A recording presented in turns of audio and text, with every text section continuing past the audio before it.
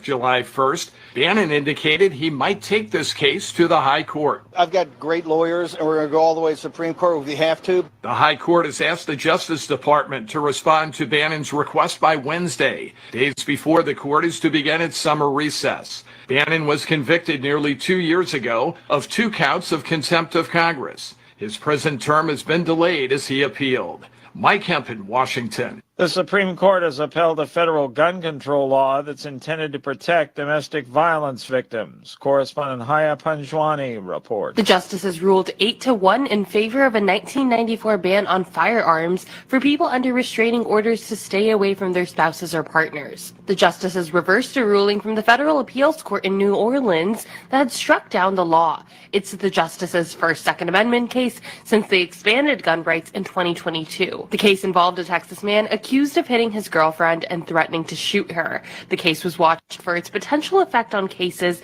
in which gun ownership laws were questioned, including Hunter Biden's prosecution. Haya Panjwani, Washington. A relentless heat wave continues to bake most of the United States, with numerous areas expected to see record-breaking temperatures. On Wall Street, a mixed day as the Dow was up by 15 points, the Nasdaq dropped 32, the S&P 500 down 8. More at townhall.com. Progressive asks, what do an escaped leopard, We're live from the zoo where a leopard has escaped. a growling stomach, an uneaten tuna sandwich, and a backdoor doggy door have in common? They can lead to an unexpected kitchen renovation. Yeah, hi. Is this the zoo? Your leopard is in my kitchen. Bundle your home and auto with Progressive for great savings and round-the-clock protection. Progressive Casualty Insurance Company, affiliates, and other insurers. Not available in all states or situations. Balance of Nature supplements, changing the world one life at a time. It's easy for me to recommend Balance of Nature to any friend because it's so simple. It's amazing getting the fruits and vegetables ingredients that I feel like I need in 3 red and 3 green capsules. It's great. Go to balanceofnature.com and get 35% off plus $10 off any additional sets as a preferred customer by using discount code BALANCE. Here's the Wall Street Business Report. Stocks drifted to a quiet close for the week as Nvidia stock continued to cool from its startling supernova run. The S&P 500 slipped 0.2%, though it's still near the all-time high it set on Tuesday. The Dow Jones Industrial Average edged up less than 0.1%, while the Nasdaq Composite slipped 0.2%. Nvidia dragged on the market again with a loss of 3.2% and marked its first losing week in the last 9. The Dow was up 15 points to finish at 39,000. The Nasdaq lost 32 points to 17,689. The S&P 500 dropped 8 points to 54.64. New York oil fell 56 cents to $80.73 per barrel. For the Wall Street Business Report, I'm John Scott. News and analysis at townhall.com. On Point Weather is made possible by our friends at Palmetto Citizens Federal Credit Union on 107 The Point. Here's your weekend forecast. Summer weather all weekend, a blend of sun and clouds warm. Highs both Saturday and Sunday in the mid-90s. Then we have that 20% chance we get afternoon showers. Look for a blazing hot first half to next week with temps near 100 degrees and into triple digits on the heat index Monday, Tuesday, and Wednesday. Have a great weekend. I'm Cal Moss with your On Point local weather. WQXL Columbia, W264DF. Grills, outdoor kitchens, fireplaces. Summer sizzle starts with Bart. This is 107 The Point. Ooh, I like when you press that one. Great things don't happen all at once. Big dreams take time. And when it comes to saving for college, it's those small steps that make a difference. I'm State Treasurer Curtis Loftus. Future Scholar, South Carolina's 5 to 9 college savings plan, is designed to be taken step by step. You can start with any amount, contributions are tax deductible, and earnings grow tax-free. So why wait? Discover the smart, easy way to save for college at futurescholar.com. This is Sports Talk with Phil Kornblut and Chris Bergen. Sports Talk is heard across the state on radio affiliates of the Sports Talk Media Network and is streaming live on SportsTalkSC.com, as well as Twitter, Facebook, and YouTube. The South Carolina Education Lottery lucky number to call in is 888-898-2525. That's 888-898-2525. Now, here are Phil and Chris with tonight's edition of Sports Talk. All right, welcome in. Friday edition of Sports Talk Media Network. Great to have you with us. Great to be here. There was a point today when I wasn't sure who else was out cutting the grass, edging the yard, hedging the hedges between 12:30 and like 2:30 today. Anybody else doing that today? In 95-degree heat? It was corn versus nature. That's how I look at it. I went mano a mano with Mother Nature, and Mother Nature won. Because after about 2 hours, I'm like, I'm done. I'm not pushing this thing anymore. The rest of it can wait. So it's hot out there. I pity anybody doing the heavy lifting today. 95, 98 degrees. Heavy humidity. Mm-hmm. Great time to be at the beach. Indeed. Yeah, I rolled past. I had to go get my haircut yesterday, and the parking lot where the haircut place I use is being repaved. And I was thinking, good grief. That is one job I would not want to deal with, either on asphalt, on the roads, or be a roofer at this time of year. My goodness, absolutely. You yeah, couldn't I don't pay envy me those enough. people at all. Couldn't pay me enough. All right, it's Friday, so it's kind of a loosey-goosey night. Mike Morgan joins us 6:35. We'll get his thoughts on the College World Series Championship Series, which begins tomorrow night. Tennessee and Texas A&M should be an excellent series, but you never know with baseball. Whoever has the hot guy on the mound usually is the team that walks away with the dub. We'll talk about that and other things happening nationally with the college scene that Mike will have some comments on. 7:20 or so, Jeff Owens will join us in the fast lane talking NASCAR as they go racing at New Hampshire this weekend. And 7:35, Birdies, Bogeys, and Biceps brought to you by Tsunami Bar Sports. And George Bryan III will have a special guest, the new golf coach at the University of South Carolina, Rob Bradley. So we're looking forward to having him with us for the first time. Our phone number, 888-898-2525. That is the South Carolina Education Lottery lucky number for you to reach us here on Sports Talk. A lot of news notes to catch you up on. We like to catch up on those during this portion of the program so that you are ensured of having all the news notes of the day right there for you. And it's the last weekend of recruiting for this time of the year, Chris. We have the much desired, much anticipated, much beloved dead period beginning on Monday. So last weekend for official visits, we'll go over all of that. We have a very lengthy, detailed recruiting report for you with who's visiting South Carolina this weekend, where the other Clemson and USC targets are visiting this weekend, and other news notes. We'll have that coming up for you a little bit later on. And we've got the College World Series Championship Series beginning tomorrow night, Texas A&M and Tennessee. You think it's going to be, would you expect this to be high scoring, a lot of home runs and a lot of runs, or do you think the teams have good enough pitching to keep the scoring to a minimum? I think you'll see some runs scored. I mean, you're talking about a Tennessee team that leads the country in home runs this season. I can't imagine that's going to stop in the way Christian Moore has been swinging the bat. And Texas A&M has been putting up runs. The sidebar to them is they've gotten outstanding pitching thus far at the CWS, but I'm not sure they've faced an offense quite as potent as Tennessee. So I would imagine you're looking somewhere in the neighborhood of 8-6 type ball games as opposed to 4-2. Yeah, that sounds reasonable. I tell you, television viewership for the College World Series has been excellent. They are raising the bar as far as that is concerned for the College World Series. So people have been very excited. 1.2 million average viewers, second best pre-finals viewership for ESPN since they took it over. The game with the biggest TV audience was the Texas A&M Florida game at 1.8 million viewers. So 1.7 for North Carolina and Tennessee. So sounds like people are really into the college baseball World Series this time around. And let's hope the teams can put on a good show beginning tomorrow.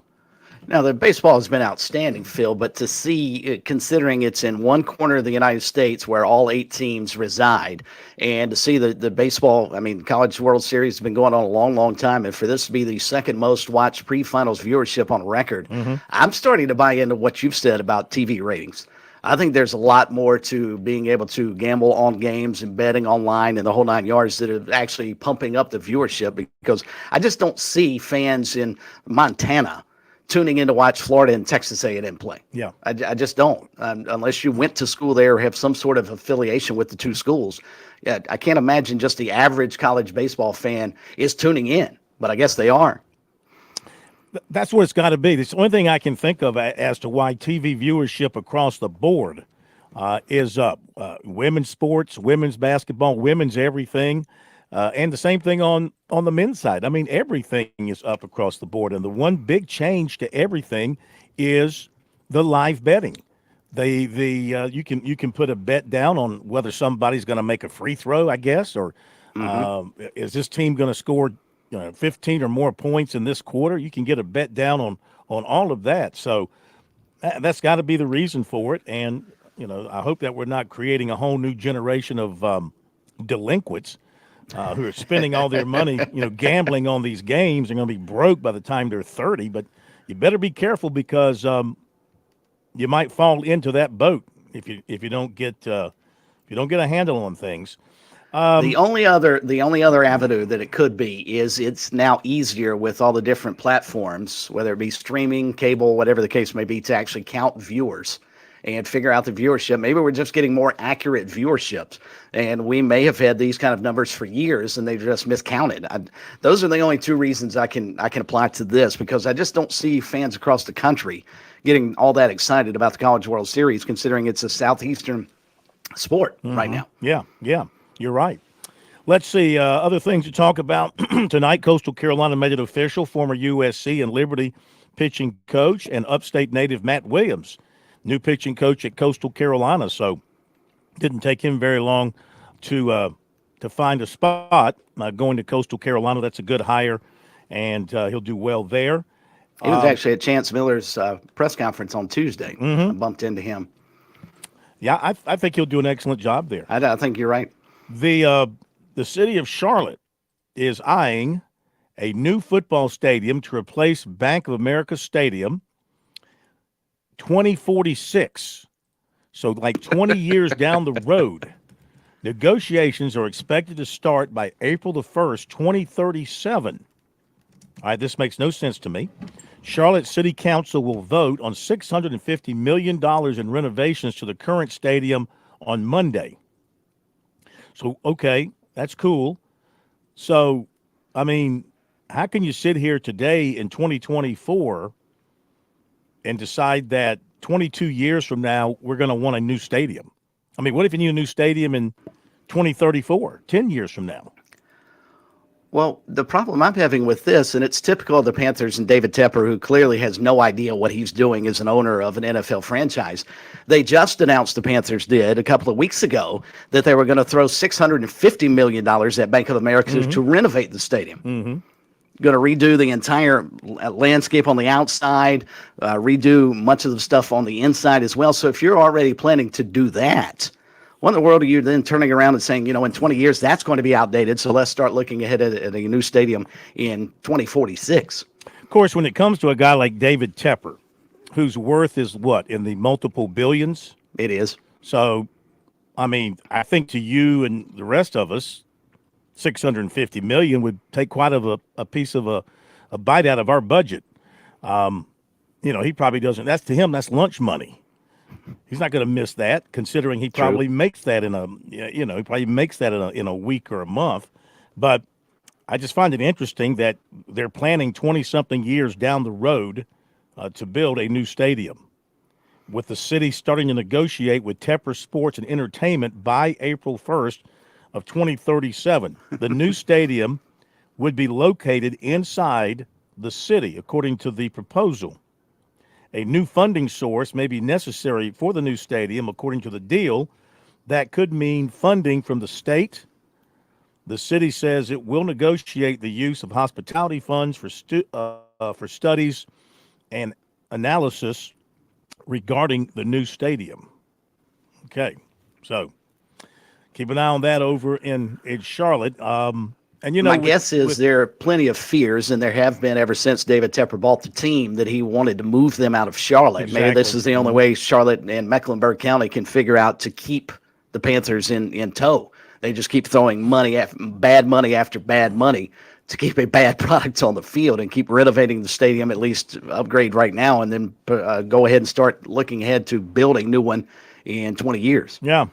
Maybe he'll move them to Fort Mill. The Fort Mill Panthers. Move them to Fort Mill, build a stadium over there. This was kind of interesting, and this gives you a little bit of an insight as to what's going to be happening with college budgets all around the country. Louisville, this is written by Eric Crawford, who is a sports journalist for television station WDRB. I guess that's in Louisville. And so the Louisville Athletics Association meeting, and he writes the following. Football ticket sales generated $26.2 million. Men's basketball ticket sales, they came up $1.9 million short of their budget. Surprise, surprise, lousy team. Yeah, not surprised, as bad as they were. ACC legal costs have cut into the money provided. Think about that. I guess these schools in the ACC fight against Florida State and Clemson, I'm guessing the other schools are contributing to the ACC's legal defense fund? I don't know. It's an interesting question. Do Clemson and Florida State have to contribute to that as well, because they are still current members of the Atlantic Coast Conference? Yeah. The ACC network studio on campus exceeded revenue projections by $400K. The university provided a contribution of $5 million to offset significant one-time costs. $1.5 million over budget on travel costs. They paid off basketball coach Kenny Payne with a buyout of $3.4 million. Let's see, what else we got here that's kind of interesting. Pat Kelsey's buyout will be his Charleston buyout was $1.1 million, so they paid that. Their credit card fees, they were $540,000 over budget on credit card fees. Sounds like some people I know. They spent $400,000 on the ACC championship game. This is all in their budget. Now, this caught my attention. So, as is listed here, budget challenges for next season. They have only 6 home football games. Louisville does. Losing the Indiana football game replaced with Jacksonville State. That's probably going to hurt them. 6 road trips to California. Okay, here you go. I mean, these teams in the East, they're going to have to go to California. Multiple teams, multiple times. And that's going to come out of your budget. Evolution of NCAA rules, more family members on recruiting visits, etc., costing more money. Also inflation. So that's some of their concerns at Louisville about their upcoming budget. But think about Clemson. Like Louisville, as the Tigers release their various sports schedules, we're going to see how many teams have to go out to play Cal, have to go out to play Stanford, and how many times you're going to have to make those trips. I mean, that's going to cut significantly into your budget, I would say, over a period of time. I would agree. I mean, there's no other way around that. You've still got to pay for that travel. You've got to get there. You've got to take, probably 60, 65 scholarship football players, not to mention staff, and then all the equipment and everything else they've got to get out there. This is not an easy thing. And then you roll into basketball and volleyball and baseball season. Yeah, that's good. That is something I'm sure that the ACC kind of knew was coming, but they didn't care because they wanted to make sure they were still viable for football. And they really probably don't care about what the other sports have to go through. Well, and Clemson avoided that this year. Going out there, but they're not going to be able to avoid that forever. That's going to come home to roost at some point in time. Oklahoma's Board of Regents today approved a 6-year, $46.05 million new contract for Brent Venables that will run through the 2029 season. All right, so he's cashing in as Oklahoma joins the SEC this year. What does this tell us here in particular? Venables received a new 6-year deal worth $51.6 million that will keep him there through 29. He'll earn an average of $8.6 million annually for the duration of the contract. Not as much as Dabo. That's not bad money if you can get it. No. And let's see, his original deal, he signed to a 6-year, $43.5 million deal, take over the program back in December of 2021. So let's see, 2022, 2023, he's had 2 seasons. First one was not good. Last year was much better. So I guess they feel like they're moving in the right direction, and they're willing to pony up to make sure they keep Venables under contract for an extended period. But did they need to go that far? I mean, they talk about being proactive and judging by what the market will bear. And I guess, you're worth what somebody will pay you. But good grief, here's a guy who's lost both bowl games he's been to at Oklahoma. He's 16-10. I don't know that there were a lot of people clamoring for him as a head coach to pull him away from OU. Mm-hmm. Why not wait at least another year just to see what he's going to do? I mean, if he falls flat on his face in the SEC this year and goes 0-8, I mean, what are the Oklahoma people going to say? I mean, that ain't going to happen, though. I don't think so either, but you don't know. Yeah. Speaking of football, Clemson has signed up to play East Carolina in 2029. Tigers will play East Carolina in 2029 at Death Valley on September the 1st. So make your plans now. I imagine for TV purposes, you can probably put that in the early window. Of course, with the ACC network, considering how badly they need Clemson for the night games, they might put that in the nighttime window. Probably be an 8 o'clock kickoff. Go ahead and plan for an 8 o'clock kickoff, September 1st of 2029, Clemson and East Carolina. Newberry today announced the promotion of Jay Snyder to the position of head baseball coach. So they moved quickly to replace Russell Triplett, who is now at the Citadel. Jay Snyder, associate head coach at Newberry, been with the program since 2008 and was promoted to associate head coach in 2014. He has been the team's third base coach. So congratulations to him. He gets a chance. And, of course, I'm sure Russell Triplett would tell you that Jay Snyder and his other coaches all had a major role in the success that they had in recent years, and he's been there a long time. Yeah, so it's interesting when we were chatting with Russell last night. He said one thing about, because you asked him if he was at a point where he could discuss his staff. And one thing he said he wanted to make sure he did was get Citadel people who understand the school and understand what they've been through and what the kids go through in terms of the military side of the college, and then also being an athlete. So you would think that's part of the reason that maybe they had to go a different route in terms of their coach at Newberry, because he's not going with Russell down to the Citadel.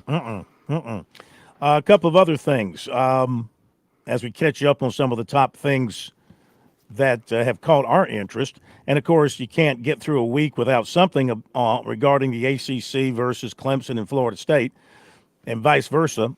Leon County Judge John C. Cooper has formally denied the ACC's motion to dismiss the Florida State lawsuit in Florida. I'm stunned. Cooper sent his ruling out in an email Friday morning, had a little tomahawk on the email, opening the door for simultaneous lawsuits to take place in both Florida and North Carolina. So this lawsuit action lives on between the Seminoles and the ACC and the Tigers and the ACC. Also today, South Carolina's outstanding catcher, Cole Messina, named a second-team All-American by Baseball America, and a well-deserved deal. But, with today's NIL world, I mean, if you're Cole Messina, now I don't know when he'll be drafted. What, second round, third round, fourth round? I don't know what he'll be pegged at as far as the signing bonus. But with NIL, I mean, could he not come back for another year at South Carolina and maybe get as good a deal and enjoy another year of college baseball, unless he feels like at his stage and his age, it's time to move on to the pro ranks. Though don't they say that catchers kind of move up faster through the pro ranks than any other position? I would think so, and he's being projected. Some of the mock drafts have him as early as a second-round pick. Outside of just getting additional money, possibly by staying in school another year, I'm not sure he can improve his draft status all that much. What would South Carolina fans be willing to pay 1 year for Cole Messina to come back? Considering, I don't know if he's a second-round pick, of course, that signing bonus in the second round, that's still usually in the millions, isn't it? I was going to ask, is he $1 million catcher? I mean, is that where the market value is for catchers? We know what they are for quarterbacks, somewhere in the neighborhood of $2-3 million. So, I mean, where would Cole Messina, because he's as good a catcher in college baseball as there is. And the way he controls the run game and also can obviously hit the baseball, I mean, he would be a huge addition. And, when we were talking to Coach Maneri the other night, and I asked him about Ethan Petrie coming back and how good a recruiting job that was, this would be another one if they can convince him to stay. All right, here's another story of NIL interest, as I think, these kind of stories, I believe we're going to see more and more of. So I'm not pointing fingers here, because this story is about a company I used to work for, and they were good to me, but I'm not pointing fingers. On3 NIL did a report saying that according to Learfield's latest NIL report, because Learfield has gotten into the NIL business, athletes earned $13.6 million in cash and trade value from sponsorships in 23-24. Learfield also reported $19.4 million in sales of college-branded NIL merchandise, a 111% year-over-year growth. Okay, so, that all sounds good. However, there was another report attached to this by a gentleman named Zach Soskin, who is identified as an athlete advocate and a brand builder. And he said in his post above this story, Learfield charged a ton of collectives more money for using their own school's logo than they generated for that collective's athletes. Learfield has spent years diverting money that could have gone to athletes back into the athletic department. Don't let them fool you. That was his post. So all I'm pointing out here, when it comes to money, and it comes with this big money like this, I mean, there's going to be so much nitpicking back and forth from different angles, people taking shots at you, people making claims, making claims that they've done this, then people taking shots at you for whatever reason, whether it's envy or they've got some additional information that, you're not sharing. So I just thought I'd bring that up as another thing, another item, another type of story that I think we're going to see played out here time and again through this NIL era that we're now deeply into. Oh, there's no doubt. I mean, every avenue possible to raise money and pump money in, and whether anything that we read is accurate or inaccurate, it's buyer beware, as best we can tell. Yeah. Trust your sources.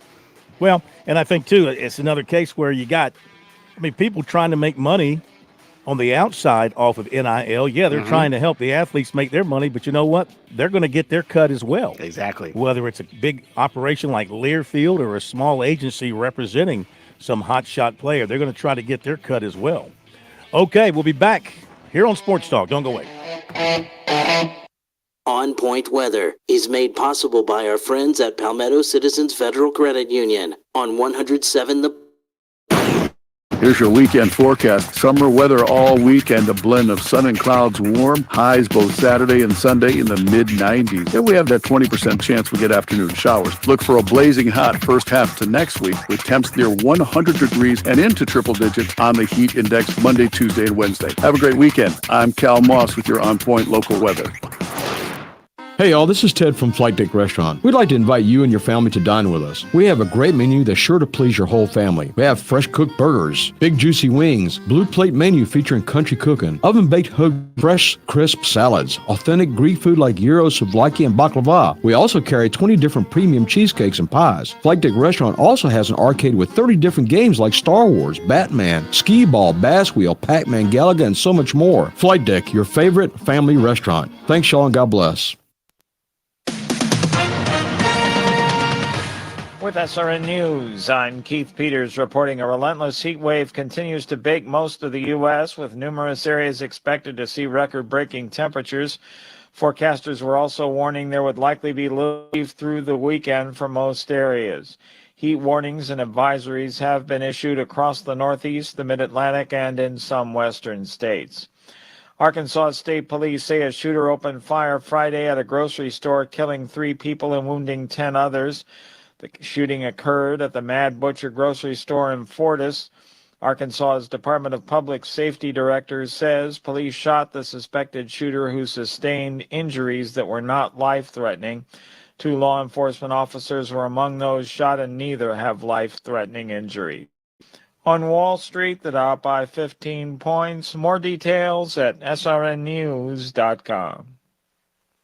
Katrina Shealy. She's fighting the Democrats and winning, lowering our taxes, passing constitutional carry, locking up violent offenders and illegals, and protecting our children. When moderates blocked her, Katrina Shealy cast the deciding vote to ban child gender reassignment surgery. Now it's time for Lexington County to stand with Katrina Shealy. Send a proven fighter back to the state Senate. Vote Katrina Shealy in the Republican runoff on June 24th by SC Senate Republican Caucus. Excuse me, would you like some expert advice on how to reduce your energy usage and save money? Absolutely. Did you know that Dominion Energy offers its residential electric customers a free home energy checkup? Really? What's included? A customized energy report and free installation of energy-saving products for eligible customers. Does it take long? An hour or 2 at most. So, how do I sign up? Go to DominionEnergySC.com and click Save Energy. DominionEnergySC.com. Here I come. Thanks for the tip. Certain restrictions apply. From generations past to our growing family today, Lexington is our home. As a prosecutor, I fought to keep Lexington families safe. Now I want to help build a brighter future for our communities by serving you in the state Senate. Limited government, expanded freedoms. I'm striving to protect our values, our way of life, and make Lexington great for generations to come. I'm Carlisle Kennedy. It's time for a new generation of conservative leadership we can trust. Support Carlisle Kennedy in the June 25th runoff. Breathe fresh life into your home with Lake Murray Soft Wash. Our team specializes in power washing, soft washing, and restoration. From roof to wood and concrete washdowns, we've got you covered. For top-notch, affordable services that you can trust, call now, 528-1996, or log on to LakeMurraySoftWash.com to make an appointment. We're not just professionals, we're your neighbors. Whether residential or commercial, Lake Murray Soft Wash sets the standard in cleaning. Embrace the sparkling difference today. Before voting this Tuesday, did you hear about Katrina Shealy's record? She claims she's helping children, but said she's torn about gender transitions for children and voted with Democrats to allow harmful drugs to be put to minors to change genders.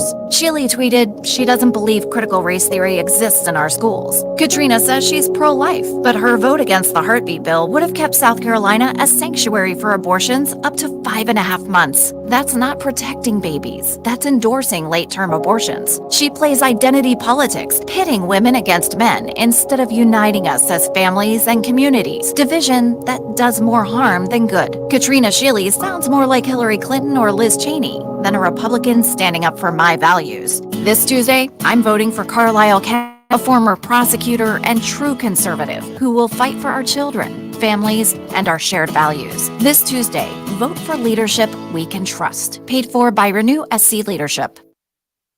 Hey, your surgeon very well to break the spell of aging. Celebrity skin, is this your gender? Is that war you're waging? Firstborn unicorn, hardcore softcore.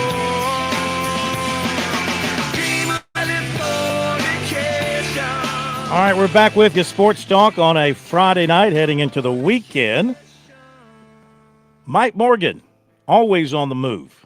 Sometimes he's with us on Thursday. Sometimes he's with us on Friday. Sometimes he's with us on Tuesdays. That's why he is Mike Morgan on the move. He's sort of like that, you go to the arcade, they have that game, what is it, the mole game where you try to hit the mole? Whack-a-mole. Pops up here, pops up there. That's Mike. He pops up here, he pops up there, he pops up here.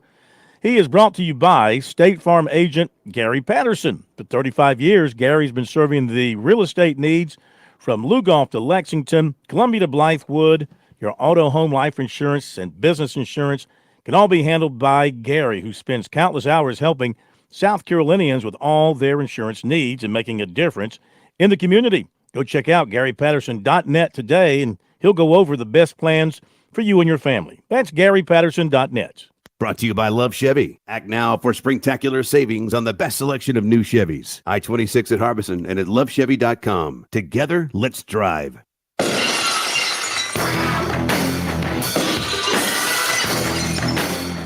There he is over there. Well, there he is over there. Hit him over here. Mike Morgan, the mole, on the move. Good evening. Good evening, Donkey Kong. How are you? Pin the tail on the donkey. You ever play that? Did you ever play pin the tail on the donkey? When I was like 5 at a birthday party, I believe. Well, isn't that still isn't that a popular game for drunken college students to play? Maybe. I don't think many college kids are playing pin the tail on the donkey, Phil. I think your age demographic is you're a little out of your depth there. Ain't no question. You and the college kids not seeing eye to eye. Well, I know I played pin the tail on something when I was in college. Might not have been a donkey. Hello. I think that was in Myrtle Beach, actually, but that's a whole other story. So, College World Series, Championship Series. Yeah, Surprise. You got 2 SEC teams facing off. Well, look, I'm not the smartest guy in the world, but I think you and some other folks asked me, who do you think the favorite is? And these have been my 2 teams since the Field of 64 came out. And it's very rare that you get those 2 right, because usually there's it's a little less chalkish than football and sometimes basketball is. But I thought these were the 2 best teams all along, and they really have showed that throughout the tournament. I was a little bit nervous for A&M, with the injury to Montgomery, who's basically their best player. But they haven't missed a beat, and these are the 2 most complete teams. And if I'm not mistaken, this is going to be the SEC's 10th title in the last 15 Omahas. So pretty impressive. Yeah, the thing about the SEC, if this were the original SEC winning all these titles and making that kind of claim, I get it. But this isn't your grandfather's SEC. I mean, this is your kid's SEC. They've taken in all these teams now, and they're SEC teams, but see what I'm saying? They weren't born SEC teams. They were adopted as SEC teams. I guess you love your adopted kids as much as you love your the kids you birth, I guess. Tell me about that, Mike. Well, first off, those 10 titles I referenced, none of them are the newest blood. None of the adoptees. Well, yeah. Now, Carolina came in 92. I don't think you would dare tell the Gamecock fans tuning into your show, which probably comprises about 65% of your audience, that they don't count as SEC teams or SEC champions. I mean, they're without question an SEC program. Mm-hmm. So 10 of the last 15, it still holds up. Those are all original SEC plus Carolina. Mm-hmm. Arkansas hasn't won one of these things. See, and Paul Feinbaum said in 1992, why do you want to bring South Carolina into the SEC? South Carolina will never contribute anything in a positive way to the SEC. I'm just saying. You remember what Paul Feinbaum said in 1992? Absolutely. That created quite the stir in our state. Were you in our state in 92? No. Where I were was you not, in 92? Gosh, 92. I was in high school. But my first job, as a true paid employee, I guess, was in Columbus, Georgia, and the SEC baseball tournament got its one and done in Columbus in '97. Was also the home of the SEC women's basketball tournament. Oof. Was also the home of Olympic softball. And they managed shortly after to lose all three and never get any of them back. But I remember Paul Fine, when I was hosting the afternoon show there, my boss came in and had the sports page in his hand. And he was all fired up about something. And I said, I already read the Columbus Ledger-Inquirer. He goes, no, Mike, this is the Birmingham paper. I said, well, why are you reading the Birmingham paper? He said, because Paul Feinbaum just trashed our beloved city of Columbus and said we should never host another SEC baseball tournament. And the way you find Columbus, Georgia, is you follow the smell. Oh. He said, I want you to go after him for the next 3 hours. And I said, but then you're just giving it attention. Like, that's kind of what a shock jock wants. And I've been on the Paul Feinbaum show. I know Paul fairly well. I like Paul personally. Mm-hmm. But back then, Paul was not the TV personality that you see today. He was a columnist for the Birmingham paper. I'm not sure if he even gotten into radio yet. And was very controversial because he was a very strong opinion, very critical of certain things. Mm-hmm. So I'm not surprised, to bring it back to your original point, that in 1992, Paul figured, okay, new blood in the SEC, I'm going to write a scathing article about South Carolina. Well, he probably wanted Florida State. He probably wanted Florida State at that time when they were. Well, so did the SEC. Mm-hmm. you know that story, right? Refresh me. Okay. So in 91, 92, when they were looking to expand, their golden goose was supposed to be Florida State. Mm-hmm. And Florida State, many people with the university were all in. Like, this is a grand opportunity to go to the best conference in the land, and we're kind of a true SEC football type program anyway, blah, blah, blah, blah, blah, blah. Mm-hmm. And it was one Bobby Bowden who said, why would I want to go and play that schedule? No, thank you. I'll just stick with where I'm at, and we'll do the ACC, and we'll go ahead and be very happy in that conference. That's the reason why Florida State is now in a lawsuit to get out of the league. That is the reason why Florida State was not in the SEC in 1992. It's because Bobby Bowden knew it would be more difficult to win a national championship in the SEC. Yeah. Yeah. And you know what? He made the right call, because he was right. He dominated the ACC and got everything.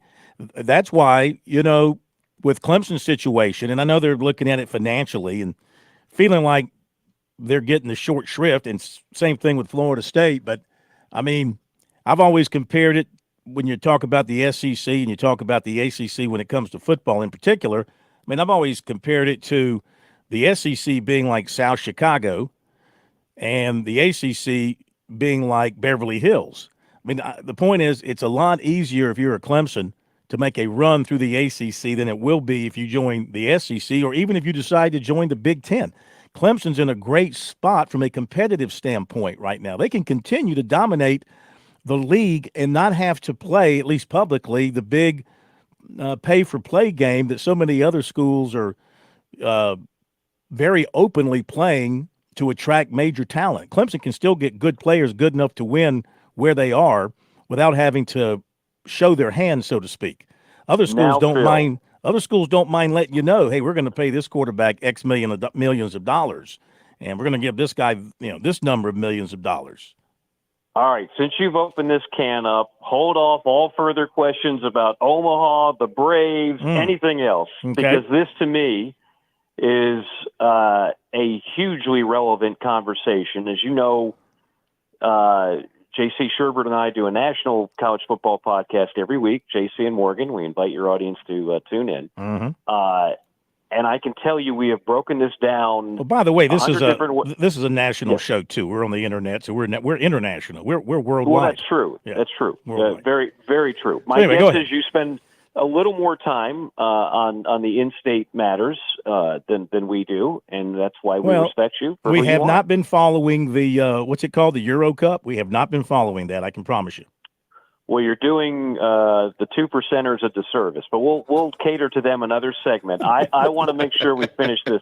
I want to make sure we finish this up. All right. Because this is very important, because it's going to affect one of the primary schools you cover on a day-to-day basis, sooner rather than later. Mm-hmm. And I know you've talked about it. I know you have very great sources over there in the upstate. Mm-hmm. There's no question that Florida State and this is a day-to-day thing. It's all Mm-hmm. the story never stops. They are doing everything in their power to get out of that league. So, I mean, everything you said, it makes a lot of sense. You did gloss over the fact that the SEC and the Big Ten are going to be, at some point, generating about an extra $40 million a year in revenue than their ACC and Big 12 counterparts. And therein lies the biggest reason why, yes, it would behoove Clemson and Florida State to stay where they are and pile up more wins and participate perhaps in more championship ceremonies. But it's pretty hard to continue to get to that point if you're that far behind financially. And so I believe, and you know this, Phil, there were people in the state of South Carolina, we don't need to get into names, that were trying to act as if they had the inside source, and they reported it 3 years ago. It's done deal. Clemson's leaving. And then 2 years ago, done deal. My source just told me. And it never happened, right? Mm-hmm. And I just kept, the people that I talked to knew about that contract, that television contract by an employer I'm pretty familiar with, that it was ironclad. But I'm here to tell you, the people I talk to now, and I know some fairly high up Florida State people as well, that they've done the math. And even if it costs them millions and millions and millions of dollars to get out, that long term, it's the right play. And long term, it just seems to me that I don't think the ACC is going to have Florida State and Clemson in that league unless something dramatically changes in the next couple of years. I mean, do you disagree with no, this? No, I do not. I do not. But Jim Phillips yesterday said the following. He said, we're going to fight it with every effort that we can. Sure. With what has been agreed upon twice, the grant of rights deserves to be executed. And so we have taken that position. It's damaging to the league. It's harmful to the league. This is a beautiful league that's been around a long time, 70 years. Sounds like Trump. This is a beautiful league. It's been around a long time, 70 years. And it means, and it's meant a lot to this part of the country and to college sports. And now it will mean a lot to California, Northern California. And the success that this league has had, the opportunities this league has had for young people. I'll stand up against any league about what it's delivered for young people. So we're going to fight. I'm going to fight, and the courts will ultimately decide. And we believe that everybody knows what was in that contract back then, and it was celebrated, and people were excited. A new network with ESPN. We just lost Maryland, and it was a chance for unity and togetherness and the rest of it. And there was a unanimous acceptance of this is a great deal for the ACC. And that has changed in the minds of a couple, referring to Clemson and Florida State. So that is the commissioner's position. And, I mean, you're right. You know, I guess Clemson and Florida State can spin themselves to the breaking point to get out and feel like they're going to make it up somewhere else, whether it's in the SEC or the Big Ten. I mean, are you saying that that's the approach, that they're willing to spend whatever it takes, both in terms of legal fees and the penalties, to get out of it, knowing they can, or believing they can make it up in some other league? As best I can tell from people that I trust, and I'm not trying to stop, again, I'm not the guy trying to break headlines. The headline's already been written, so this is not me breaking a story here. The headline's already been written. They are determined to get out, And I just feel like, and Jim Phillips, everything he said is what you expect the commissioner of the ACC to say. And he's doing everything he can. I mean, all you have to do is look at what happened to the Pac when they lost Southern Cal, Oregon, and then eventually Colorado, and then it just completely imploded. That's the fear, obviously. There's rumors around there that are also that Virginia and North Carolina are looking to go to the SEC. Like, there's a lot of things going on. Mm-hmm. But legally, Florida State and Clemson have done everything imaginable. Now, Florida State has been more out in the open. They have been very just completely clear about the fact that they are doing everything in their power. I think Clemson, and again, I know you follow this as well as anybody, I think they have been a little more hush-hush about it, if you will. But that doesn't mean they're not doing everything in their power. And watching Florida State to kind of go first in the deep end of the pool, and if Florida State is successful at doing it, well, now all of a sudden that's a problem. And so it's kind of like, you're in a relationship, you're living under the same roof, and one person wants out and one person wants to keep it together. And you because of certain financial arrangements, you're both on the mortgage, what have you, on the mortgage, and you decide, okay, well, let's just, even though we're together, we'll date other people, but we'll live under the same roof. How often does that work out, Phil? Not a whole heck of a lot. A lot of awkward conversations at the kitchen table. Could you pass the salt? Sure, anytime, you dirty slut. I mean, that's not the kind of stuff you want. That's not the kind of stuff that you want. I'm sorry. I don't think we can have that kind of language on this family show. I know. Well, so thankfully, it's a primetime show outside of the Disney hours. But no, I mean, in all seriousness, like clearly, it's absolutely evident that you have programs that are desperately trying to get out. Mm-hmm. And I don't think when you're that determined to get out, I understand the only reason they're still in is because the contract was that good, was that secure. I won't bore everybody with why that contract was agreed upon way back when, but you had the launching of the ACC network. You had it was good to have security to know that you weren't going to have a Texas Big 12 situation. There was a lot of things going on at that time that made sense. But the landscape, ever changing in college sports as we know it, right? It is one constant day of flux after the next. The landscape has gotten to the point where those two obviously want out. And if you obviously want out and you're willing to spend millions of dollars or lose millions of dollars, however you want to look at it, to get out of it, I just don't know how you can withstand that. I just don't. And again, this is a problem that Greg Sankey doesn't worry about because nobody wants to leave the SEC. People want to get in it. Nobody wants to get out of it. Yeah. Nobody wants to get out of the Big Ten. People want to get in it. Nobody wants to get out of it. Yep. The ACC has a problem because its two premier programs in the sport of college football clearly want out.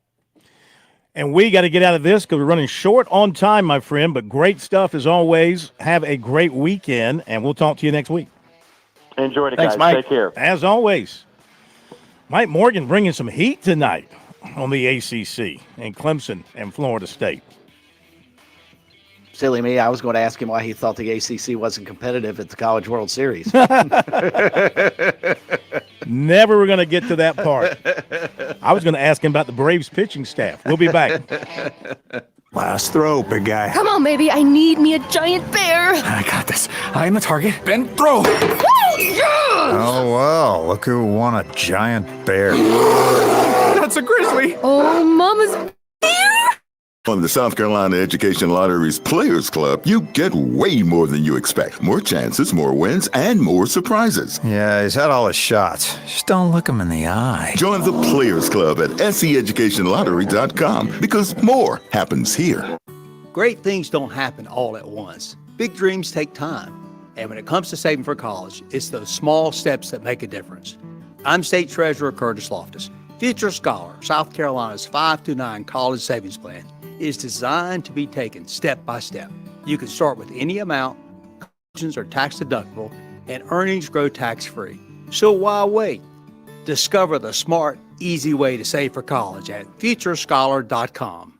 George Bryant for Tsunami Bar Sports. Our inventor, David Abernathy, has always said Tsunami Bar technology allows us to take the training to the grass. Now I know through my sport of golf that natural agility can be converted to athletic ability. And why is this, Tsunami Robbie? Transferring the training to the grass. This may be the most undervalued characteristic of the Tsunami flexible bar technology. The Tsunami action loads and unloads at the concentric and eccentric transition points. This is what we call reversal forces, and the Tsunami bar is the only bar and training device that I know of that can train these reversal forces adequately at speed. Hey, this is Phil Kornbluth. The Tsunami Bar is a terrific training device, whether you're working on your fitness or your golf game. It's convenient, it's easy to use, and you won't feel beat up afterwards. Be sure to click on the digital ad on SportsTalkSC.com and get 5% off any order using promo code BBB5. Don't wait, order today.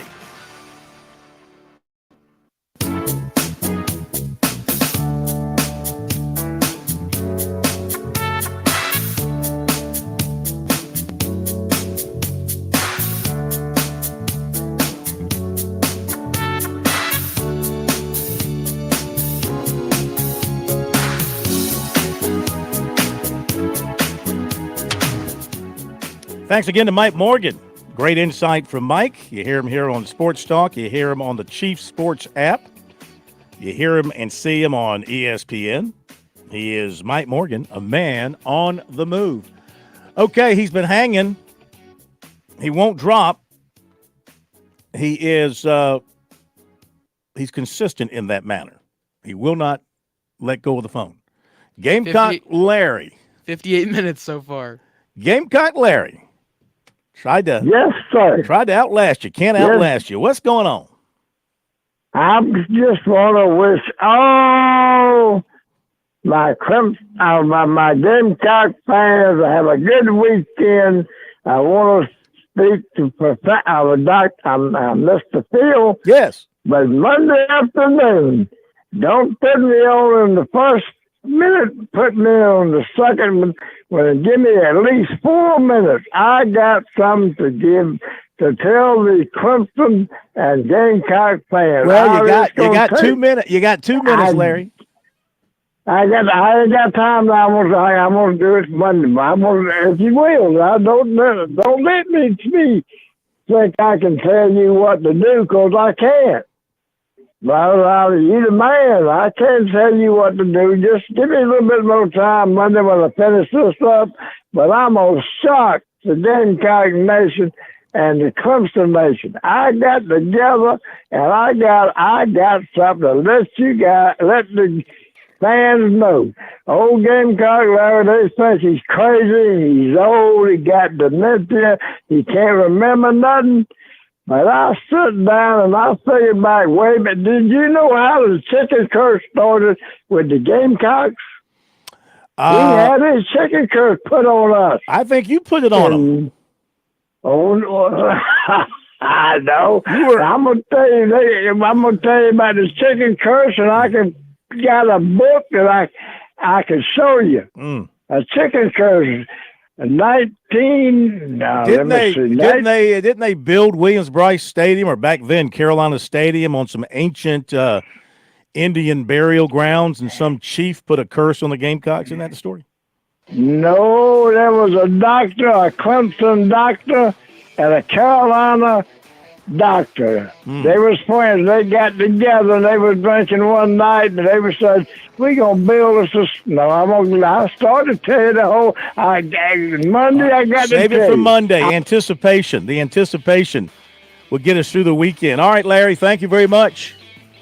Can't wait to hear that rest of that story, as Paul Harvey would say. And we'll be back.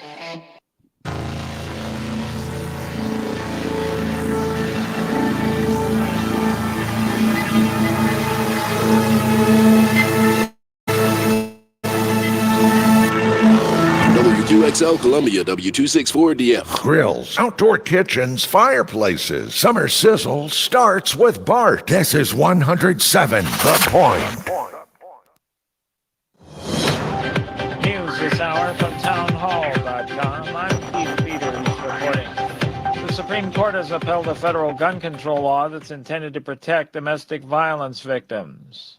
Supreme Court justices ruled 8-1 in favor of a 1994 ban on firearms for people under restraining orders to stay with their spouses or partners. The justices reversed a ruling from the Federal Appeals Court in New Orleans that had struck down the law. Chief Justice John Roberts wrote for the court and said, "The law uses common sense and applies only after a judge determines that an individual poses a credible threat of physical violence." This is the justice's first Second Amendment case since the expanded gun rights in 2022. Correspondent Haya Panjwani reporting. South Korean Vice Foreign Minister Kim Hong-kyung summoned Russia's ambassador to protest this week's deal between Russian President Vladimir Putin and Kim Jong-un. The foreign ministry in Seoul went through the diplomatic motions of calling in Russia's ambassador to South Korea to tell him what they think. But what really are the problems that Seoul is now facing? First of all, any kind of military cooperation between Moscow and Pyongyang, or even a pledge of future military cooperation, is a potential threat to South Korea. Correspondent Raphael Wober reporting. Earlier Friday, the powerful sister of North Korean leader Kim Jong-un issued a vague threat of retaliation after South Korean activists flew balloons carrying anti-Pyongyang propaganda leaflets across the border. A relentless heat wave continues to bake most of the U.S., with numerous areas expected to see record-breaking temperatures. Forecasters also warn there could likely be little relief through the weekend for most areas. On Wall Street, the Dow by 15 points. More at townhall.com.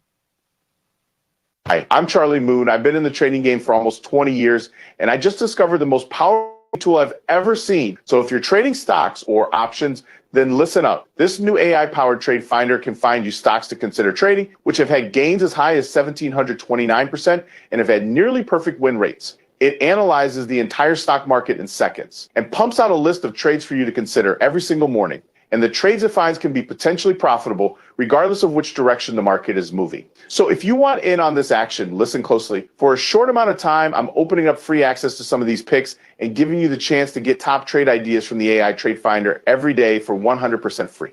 Text trade to 76626. Stop trying to find the right stocks to trade on your own. Just text trade to 76626 now and get access to the top trades our AI finds every single day. Text trade to 76626. Standard text and data rates may apply. Past performance is not indicative of future results. Text trade to 76626.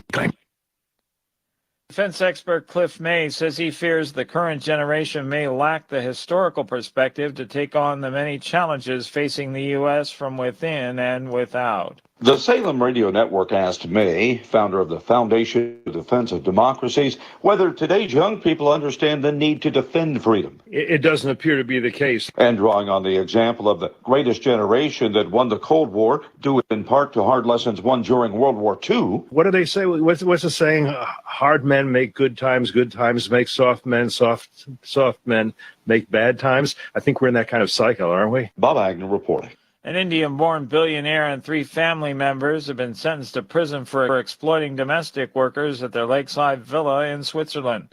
Prosecutors said they seized workers' passports, barred them from going out, and made them work up to 18 hours a day.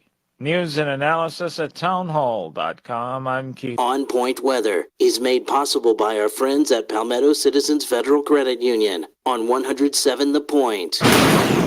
Here's your weekend forecast. Summer weather all weekend, a blend of sun and clouds, warm. Highs both Saturday and Sunday in the mid-90s. Then we have that 20% chance we get afternoon showers. Look for a blazing hot first half to next week with temps near 100 degrees and into triple digits on the heat index Monday, Tuesday, and Wednesday. Have a great weekend. Al Moss with your On Point local weather. WQXL Columbia, W264DF. Grills, outdoor kitchens, fireplaces. Summer sizzle starts with Bart. This is 107 The Point. Ooh, you shouldn't have pressed that button. Oh. Now you get this. Welcome back to Sports Talk on the Sports Talk Media Network. You can reach the guys with the South Carolina Education Lottery lucky number, 888-898-225. That's 888-898-2525. Now back to Phil and Chris with the second hour of Sports Talk on the Sports Talk Media Network. All right, welcome back. Hour number 2 on this Friday, heading into the weekend. Phil Kornblut, Chris Bergen, and Josh Cohen wishing you an outstanding weekend ahead. Enjoy yourself. Remember, turn before you burn. Which reminds me, turn before you burn. I used to be a thing on the radio. Back when AM radio, the disc jockeys and the rock and roll or whatever you were listening to, and have a little jingle, turn before you burn. Hear it down at the beach all the time. So about every 30 minutes. Pretty much. Pretty much. Yep. And make sure, if you're looking for a place at the beach, that you give Jimmy Smith a call at James Smith Real Estate, 843-237-4246. Jimmy will make sure you don't get burned by some inflated prices that, just will not fit your budget. He'll take care of that. He'll work with you and find exactly what you need to fit that budget and to fit the size of the crowd you're bringing down. Because, when people go to the beach, usually they got what? Maybe 4, 6, 8, 10, 12 people coming with them, maybe more. So sometimes you need something really big or something a little smaller. He'll find exactly what you need at the right price. And you can look up for yourself at pauliesvacationrentals.com to see some of the properties they have available. Pawleys Island, it's a great place. Jimmy Smith is a great man. 843-237-4246, 843-237-4246 for your perfect beach getaway. When you talk to Jimmy, be sure to ask him about his days as an outstanding running back at Andrews High School. You don't really have to ask, he'll tell you. But if you do ask, he'll be certain to tell you about it. Tell you about the time they beat some team from Florida, and he ran up and down the field on them. Coming up in about 10 minutes or so, Jeff Owens in the fast lane tonight as we go racing at the New Hampshire Speedway up in the Northeast. And then Birdies, Bogeys, and Biceps brought to you by Tsunami Bar Sports with George Bryan. Tonight's special guest, Rob Bradley, the new men's golf coach at South Carolina. So we have a couple of comments from our feed on Facebook. A couple of folks have reached out to us with a question and a comment. One comment comes from Doc, who says, Lord have mercy, can Larry at least keep his teeth in until after the nightly phone call? Just funning there, Larry. Just funning with you. Okay, don't take it personal. Chris asked the question, do you really believe that Dabo will sign off and go into the SEC? Just like Bobby Bowden, why do we need to have an SEC schedule? I repeat myself in case you're wondering. With my computer, I don't know about your computer, but you get notifications on your computer, right? Mm-hmm. Well, all of mine pop up in the bottom right corner, and they block things I'm trying to read. That's why I have to shut them and go back to what I'm reading, and shut them and go back to what I'm reading. Do you have that problem? No, I just turn all my notifications off. Oh. I hadn't That's how you solve that problem. I hadn't thought about that. Well, I like to be notified. Of course, this is the same computer that on its own changed to the Central Time Zone 2 weeks ago or 3 weeks ago on me while I was at Clemson. Remember that? Yeah, that was fun. All say. That's what they all say. I mean, that's the strangest thing that's ever happened to me. I'm looking at my clock and it says it's 5 o'clock, but it was actually 6 o'clock. And somebody, I think the Chinese did it, or the North Koreans. Or maybe you did it. Maybe you did it. I didn't do it. Maybe you did. Maybe you just don't remember. I had no reason to change my clock to Central Time Zone. Well, as you're getting older, that kind of stuff happens. What are you implying? I'm not implying anything. I'm just saying that sometimes we do things I don't think remember. I'm older. What makes you think I'm getting older? The gray hair. I think I've had that for a long time. Wow. That's no indication of age. Do you see anything on this body, this face, this body that indicates aging? I don't see it. Everything still looks youthful as I see it. Huh? What do you think, Chris? You're looking at the video. You're only as old as you feel, Corn. Well, but to answer Chris's question, though, further, to get back on point, let's assume for a moment that they do get out of the ACC. Where are they going? Yeah, well, I mean, you got to have some place to go. Exactly. We have not heard from the SEC nor the Big Ten, at least publicly, and I get that. And I'm sure there are overtures being handled back channels and the like. But we've not heard from either one of those conferences saying, you know what, Clemson, you've got a landing spot. We want you here. Well, to go Florida back, State, you've got a landing spot. To go back to Chris's question, not you, Chris on the who asked the question. I mean, Bobby Bowden had a heck of a lot of power in the early 90s at Florida State. Sure. I mean, like enormous power. And I guess if he told the athletic department, hey, we don't need to go to the SEC, stay in the ACC, they listened. This is a different age, and the schools are facing different dilemmas and different issues.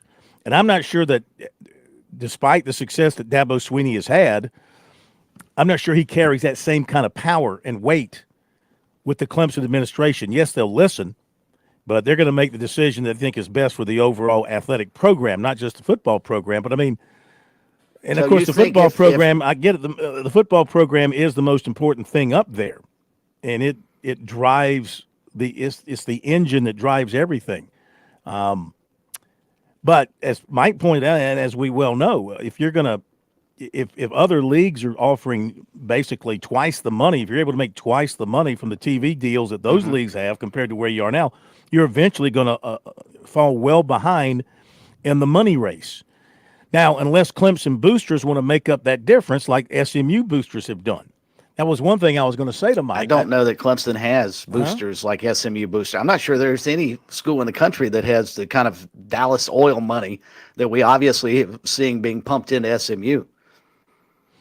Well, I don't know. I mean, Clemson people love nothing more than their football program. I mean, nothing more than their football program. And so I think they would dig extremely as deep as necessary to make sure that their football program remains among the national elite in one way or another. All right, with that being said, back to your original point about Dabo maybe not having the same pull that, say, Bobby Bowden had back in the early 90s because it's a different time, and I would agree with you. But hypothetically, if Dabo went in and they were on the verge and they were ready to make the move out of the ACC into the SEC, and if Dabo walked into the office and said, look, if we go to the SEC, I'm out as football coach, you don't think that'd carry any weight? You think they'd still say, well, sorry, Dabo, we're moving on? Well, first of all, I hear what you're saying, but I don't think that would ever happen. I mean, Dabo, I don't either. Dabo's not going to, come across looking like he's scared to coach in the SEC. And like he always says, those decisions are made above him, and he stays out of them. So, all right, we got to get to the recruiting report here before we get too far behind because I got a lot to get to. And then maybe a quick call, and then Jeff Owens is coming up. Recruiting report brought to you by Seawells. And with the fall not too far away, I know it doesn't feel like it right now, fall will be here, which means a lot of special events that needs the very best in the catering business. And Seawells, they are the folks to handle it for you at your location or their beautiful facility on Rosewood Drive across from the fairgrounds. For more information, go to their website, SeawellsCateringSC.com, or just give Cal a phone call at 803-771-7385. And don't forget, next Tuesday through Friday, the daily luncheon buffet from 11 till 2 for only $14.50. So last night after we left you, South Carolina got a commitment from defensive end Jaquavius Dodd, 6'6", 225 of Eastside in Taylors. He's a very athletic defensive end, also plays tight end, and he's also on the basketball team, and he runs track. When South Carolina offered him several weeks ago, they immediately moved into the prime position for him. Coach Sterling Lucas has known him since well past last summer and made the official offer to him back in May. And so Dodd immediately put the Gamecocks there at the top and made his commitment last night official. He had 53 tackles and 13 sacks last season. He was scheduled to visit Virginia Tech this weekend. He chose the Gamecocks over the Hokies, Virginia, and UConn. He took officials to Virginia and UConn earlier in the month. Hammond School tight end Mike Tyler taking his fourth and final official for the month this weekend as he goes to LSU for the second time in the month. He was there for an unofficial on June 11th. And the Tigers have started to recruit him very strongly. That goes back to the spring when they came in and watched him in one of his spring practices. He's also been to West Virginia. He's been to Duke. He's been to NC State. South Carolina had been a major player. Of course, the Gamecocks have gone through 3 tight end coaches during his recruitment. And of late, Tyler said there hasn't been a whole lot of communication between him and the Gamecocks. So he's going to wait and see what happens there. He said he was a little bit surprised at the way that kind of has fallen off, but he said his family and Shane Beamer, they felt like it was best to wait to see if there's a better time to schedule an official visit. And he said there's a chance that will happen in the fall. So right now he's kind of looking at those other schools more than South Carolina. This weekend at South Carolina, the Gamecocks have the following official visits scheduled. Committed defensive tackle Caleb Williams, linebacker Donovan Darden, defensive tackle Eric Thomas, defensive end Bryce Davis, committed defensive end Anthony Addison, safety Kendall Daniels, committed receiver Jaden Sellers, committed offensive tackle Shed Surratt, quarterback Cutter Woods, committed safety DeMarcus Leach, and defensive end Zay Hardy, a former Gamecock commitment who's in junior college and might just jump back into the Gamecock class. He did take an official visit to Arkansas earlier this month. Some visits of other Gamecock targets this weekend. Cornerback Onis Konanbani to Tennessee, defensive tackle Bryce Jenkins to Tennessee, safety Lagonza Hayward to Tennessee, defensive end Jared Smith, Southern Cal, safety Jadon Blair to Penn State, offensive tackle Juan Gaston, Oregon, defensive end Isaiah Gibson, Oklahoma, offensive tackle David Sanders to Ohio State, wide receiver Winston Watkins, Ohio State, linebacker Jaden Breaker, NC State, center Isaac Souls, NC State, receiver Malik Clark, NC State, offensive tackle Jalen Gilchrist, Maryland, and I mentioned Mike Tyler, LSU, Jonte Gilbert, safety, Georgia State, cornerback Shamari Earls, a commitment to Georgia, and defensive tackle Kevin Wynn, Florida State. Clemson targets visiting this weekend. LSU, Anquan Fagan, safety. Bryce Davis, defensive end, who's at South Carolina. Receiver Samari Reed at Penn State. Offensive guard Max Buchanan at Penn State. David Sanders, Ohio State. Offensive tackle Mario Nash, Mississippi State. Linebacker Kamar Archie, Michigan. Safety Jordan Young, Michigan. Offensive tackle Hardy Watts, Michigan. Receiver Cortez Mills, LSU. Cornerback Gregory Thomas, Florida State. And defensive tackle Elijah Griffin, Southern Cal. Upcoming commitment announcements. Cam Strong, the cornerback from TL Hanna, announcing tonight at 8. A.J. Brand, quarterback athlete, safety from Irmo, announces on Sunday around 1. Offensive guard Dontrell Glover, USC target, announces on Monday. Tayshawn Alston, USC target, defensive end, announces on Tuesday. Clemson target safety Anquan Fagans announces on the 29th. And Gregory Thomas, Clemson target cornerback, announces on June 30th. Keyshawn Henderson of J.O. Mann, wide receiver, announces July 4th. Jadon Blair, USC target safety, on the 5th. Isaac Souls, USC target center, on the 18th. Cortez Smith, USC target offensive tackle, on the 20th. Bryce Davis, USC Clemson target defensive end, on the 20th. And Lagonza Hayward, USC target safety, on the 27th. River Bluff receiver Stephen Collier committed to East Carolina. USC offered long snapper Kyle Farrow of Heartland, Wisconsin, and that is a scholarship offer, not a PWO.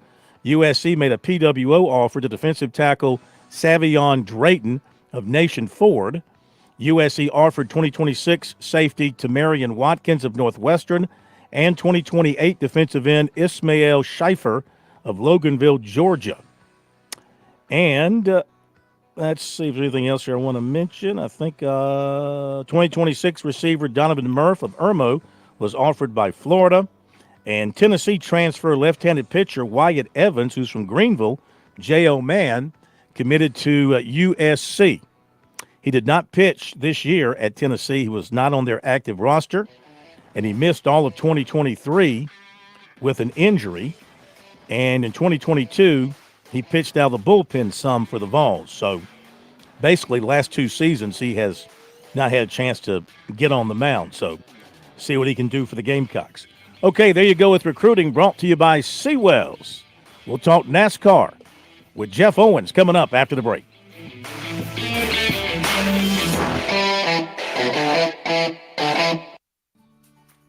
Major Billy Downer here from the Department of Natural Resources, and DNR is excited to implementation Go Outdoors SC, a new online licensing and boat titling system that you can access right from your phone. Through this new system, customers can purchase their hunting and fishing licenses, renew their boats, apply for lottery hunt opportunities, and complete electronic harvest reporting requirements. For more information, visit Go Outdoors SC at your local app store.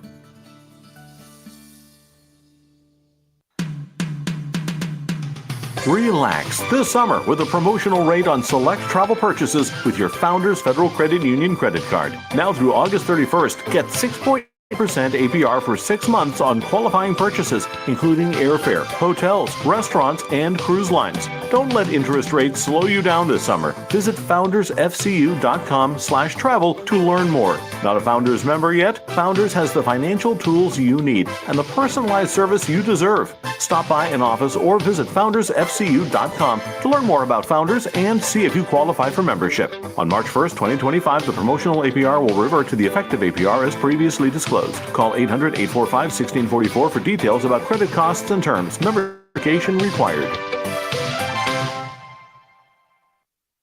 You're listening to Sports Talk on the Sports Talk Media Network. We're back in a moment.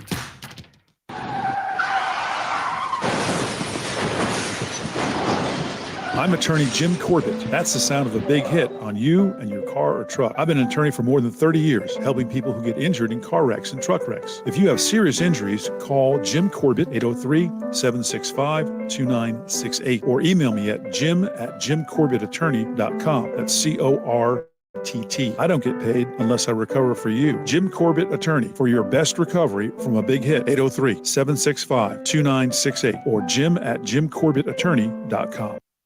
You've put in the work for your education. The extra early, extra late, extra work. That's because you understand education opens doors to better pay, better opportunities, and a better you. Being educated about playing the lottery is no different. It helps you be a better player, one who knows when to play and when to take a rain check. The lottery's a game. Keep it fun. Learn more at sceducationlottery.com/betteryou. Love it when it's four wide, love it when it's fast, love it when the leaders talk, the pack is moving past, love it when they're making lots and lots of noise, can't wait to hear these doubles say, boogity, boogity, boogity, let's go racing, boys, let's go racing, boys. Love it when they're drafting, love it when they slide, love it when the back's straight, the throttle's open wide, love it when they're making lots and lots of noise. Can't wait to hear these doubles say. Buggity, buggity, buggity, buggity. Let's go racing, boys. Let's go racing, boys. New Hampshire. Let's go racing, boys. They don't sound like NASCAR fans in New Hampshire. Welcome Jeff Owens into the fast lane. You ever talk to a native New Hampshirean about NASCAR? What do they sound like? They talk like they're from Boston.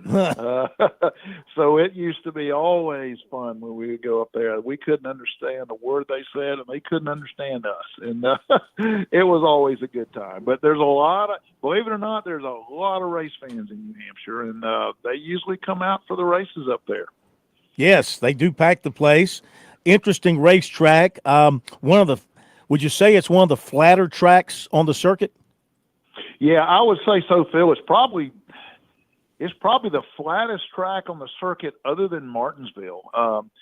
It's a mile, kind of like Phoenix, but a little bit more flat and shaped a little bit more like Martinsville. So it's a challenge. It's a challenge to get your car to turn in those corners, and as a result of that, we see a good many spin outs and wrecks and stuff. So the races there are at least usually pretty eventful.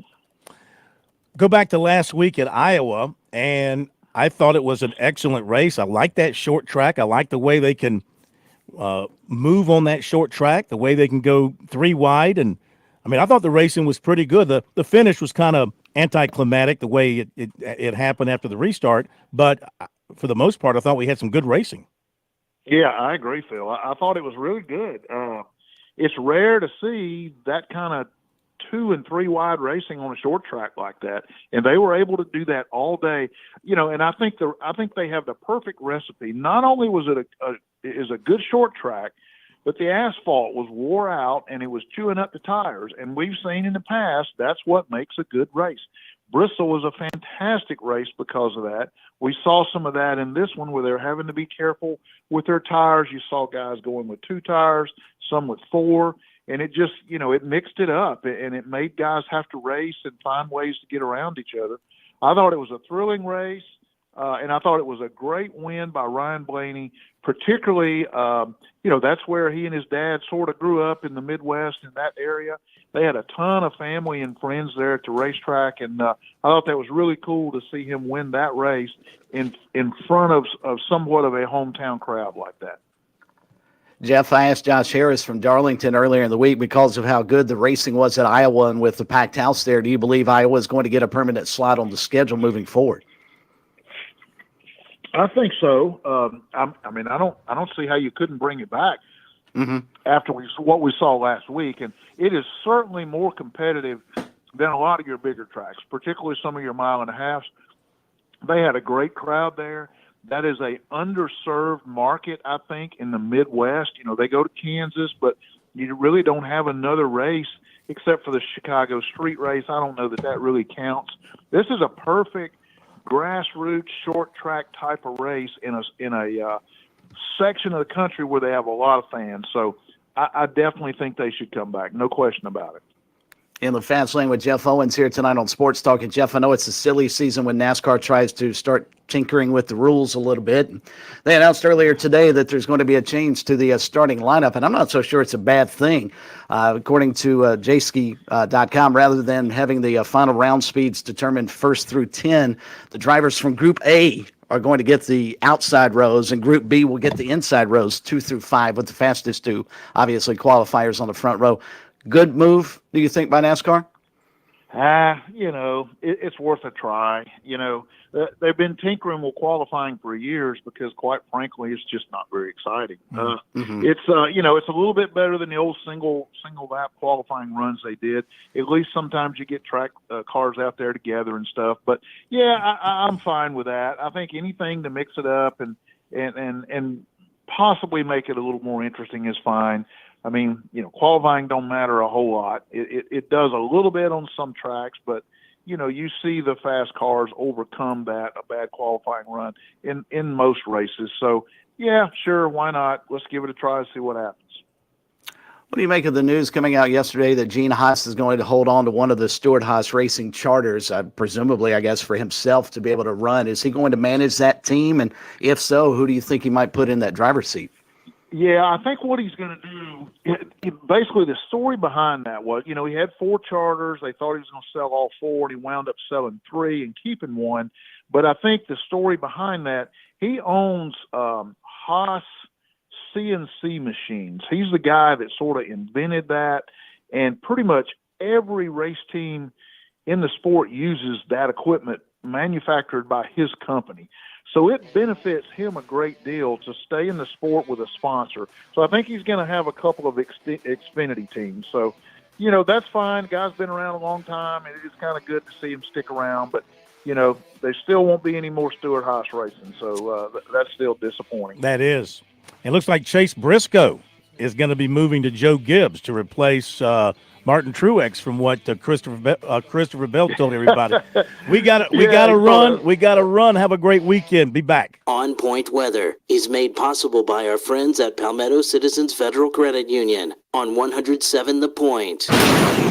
Here's your weekend forecast. Summer weather all weekend, a blend of sun and cloud, highs Saturday and Sunday in the mid-90s. And we have that 20% chance we get afternoon showers. Look for a blazing hot first half to next week with temps near 100 degrees and into triple digits on the heat index Monday, Tuesday, and Wednesday. Have a great weekend. I'm Cal Moss with your on-point local weather. Dave Ramsey here. Do you want your money to work for you rather than you working for your money? Go see my friends at Palmetto Citizens Federal Credit Union. They're not a mega bank and have been serving the Midlands since 1936, offering good old-fashioned customer service. Free services. They'll look out for your financial well-being. With 14 locations, check them out today at palmettocitizens.org. Federally insured by the NCUA. With SRN News, I'm Keith Peters reporting Arkansas State Police say a shooter opened fire Friday at a grocery store, killing 3 people and wounding 10 others. The shooting occurred at the Mad Butcher grocery store in Fortis. Arkansas's Public Department of Safety's director said he shot the suspected shooter, who sustained injuries that were not life-threatening. 2 law enforcement officers were among those shot, and neither have life-threatening injuries. Lawyers for Donald Trump are arguing the Justice Department prosecutor who charged the former president with hoarding classified documents at his Florida estate was illegally appointed, and that the case should therefore be dismissed. The argument over the legality of special counsel Jack Smith's appointment kicked off a 3-day hearing that's set to continue next week. More details at srnnews.com. I'm Carlisle Kennedy. As a conservative Republican and a former prosecutor, I've always stood for what's right: lower taxes, limited government, and expanded freedoms. I proudly support President Donald Trump and his vision for America.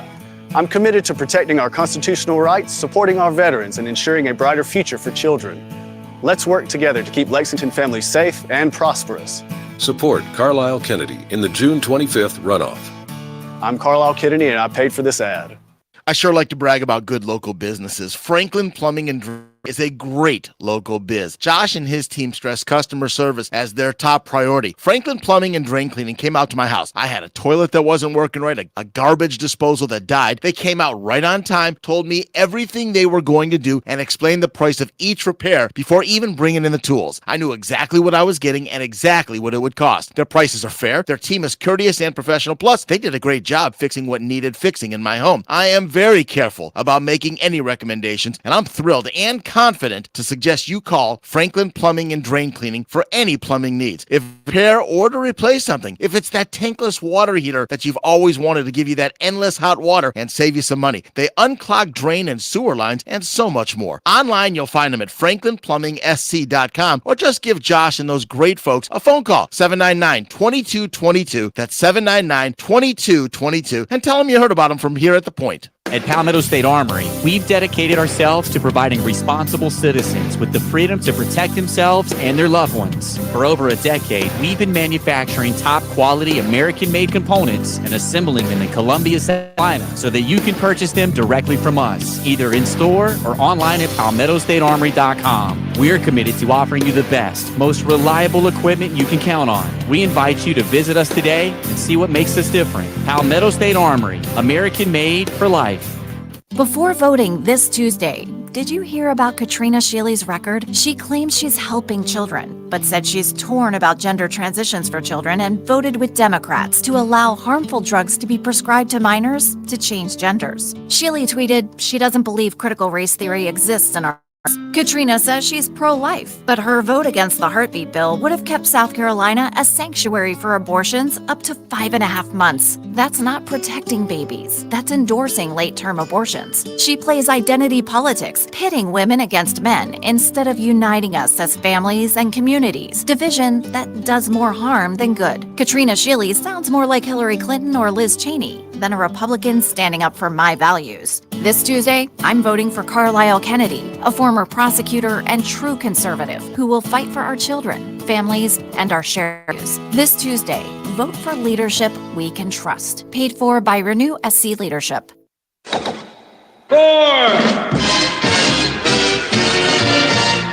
Straight down the middle.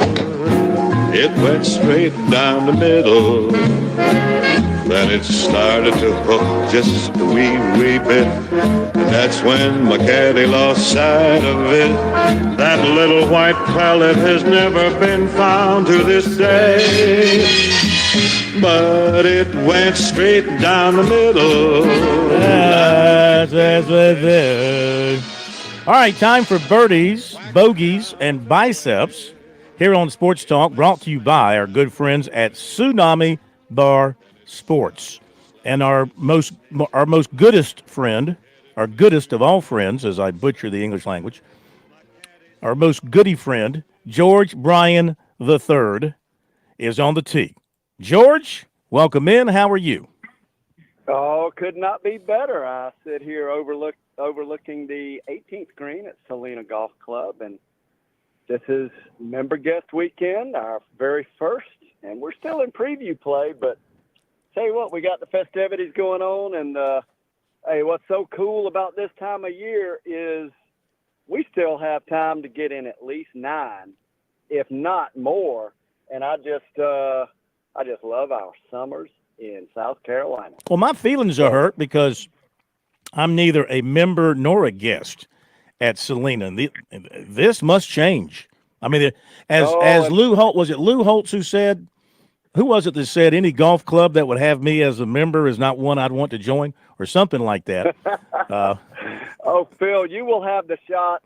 You'll have your shot, and there'll be a category. You can establish the course record for your very special exempt category.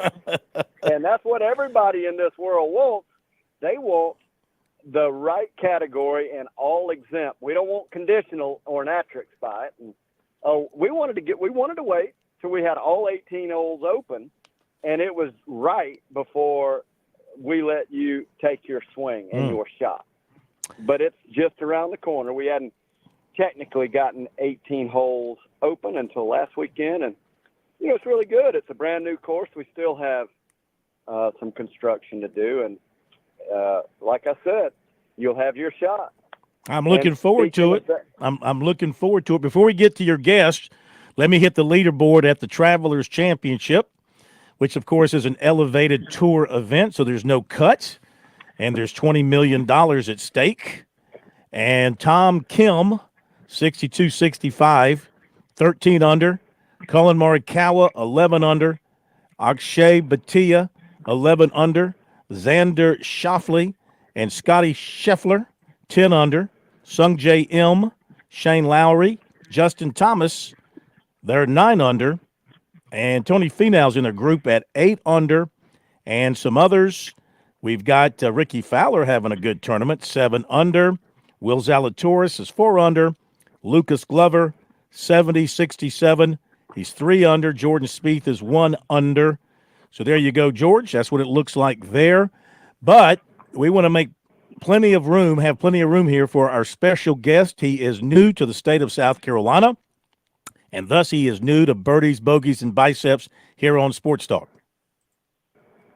And it is quite the privilege. We've got a brand new USC. Well, we got a brand new college coach here in South Carolina. We got a great state, for junior golf, but also college golf. And we need to welcome in yet another world-class coach.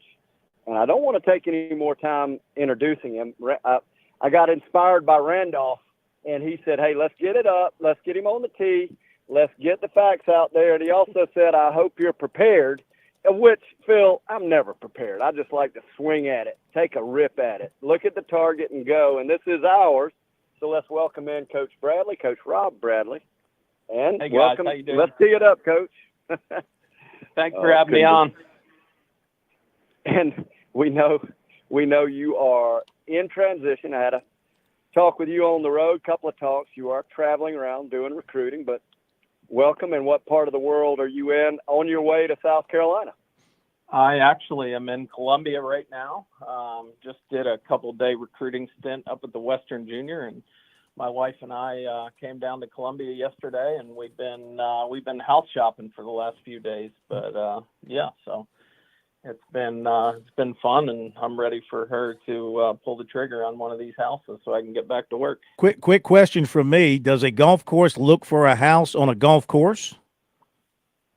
We've looked on a couple golf courses. We've kind of just been looking all over the place and kind of getting a feel for the area and kind of what we want to do. But we've looked on a couple golf courses, and we saw a bunch of places today, and we're trying to get it figured out here in the next couple days.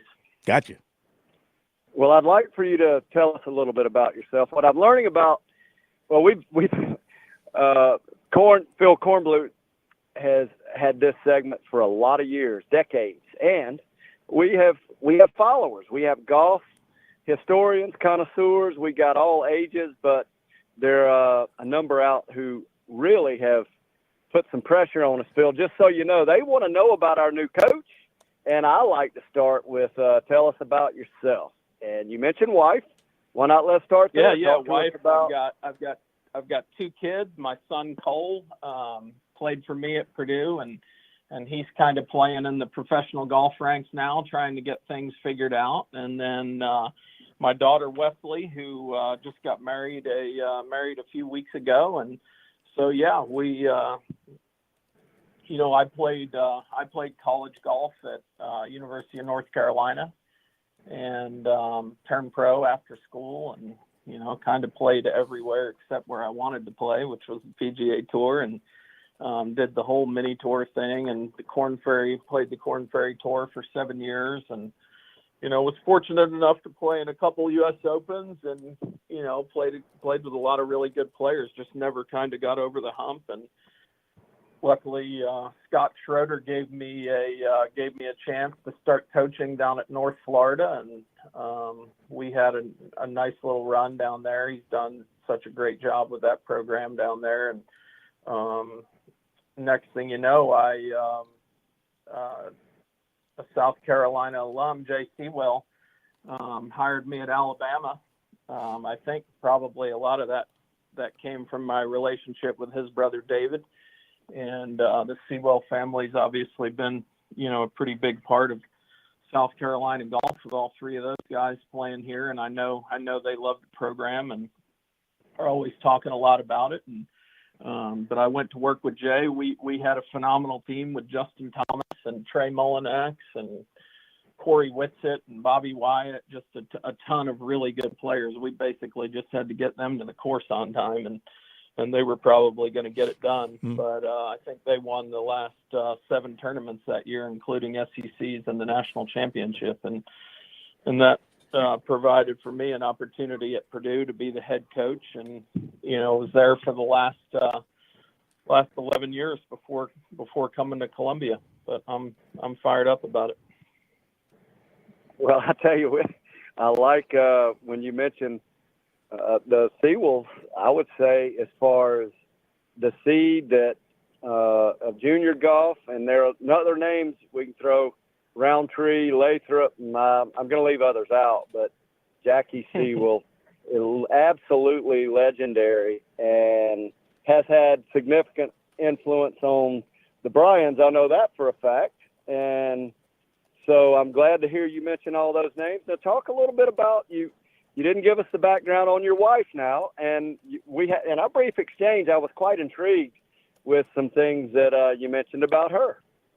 Yeah, my wife played college tennis at NC State, and she's kind of been really into athletics her whole life. She coached college tennis for a little while at North Florida and Stetson, and her tennis background kind of got her into the pickleball scene. I know that's been pickleball's been kind of gaining more and more popularity, and she's playing a little bit of senior pro pickleball right now. So she's a competitor. She always has been involved with all our teams. She'll bring the guys over, and especially the ones that think they're good at ping pong, and she'll normally take care of them in ping pong. But yeah, she's about as competitive as they come too. So we everything we do around the house usually involves some sort of competition.